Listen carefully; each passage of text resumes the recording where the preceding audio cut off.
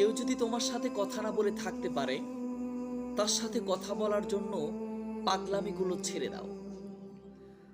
কারণ তোমার আকুলতা কখনো সে বুঝবে না। কেউ যদি তোমাকে কষ্ট দিয়ে স্থির থাকতে পারে, তবে তার জন্য অস্থিরতা ছেড়ে দাও।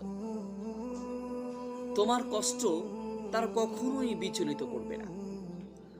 কেউ যদি তোমার মূল্য না বুঝে, তার কাছ থেকে বারবার গুরুত্ব চাওয়া থেকে বিরত থাকো। সে কখনোই তোমার কদর বুঝবে না। সে কখনোই তোমার কদর বুঝবে না। কেউ যদি তোমাকে ছাড়া একাই পথ চলতে পারে, তবে তার পথ থেকে সরে দাঁড়াও। কারণ সে তোমাকে কখনো সফর সঙ্গী নিবে না, করবে না। এই জন্য একজন মানুষের জন্য গুরুত্ব দিচ্ছে না, একজন মানুষ তোমাকে কোনোভাবেই তোমাকে কি করছে না, গ্রহণ করছে না, তোমাকে প্রতিটা মুহূর্তে অবহেলার পাত্র হিসেবে গ্রহণ করছে, তাহলে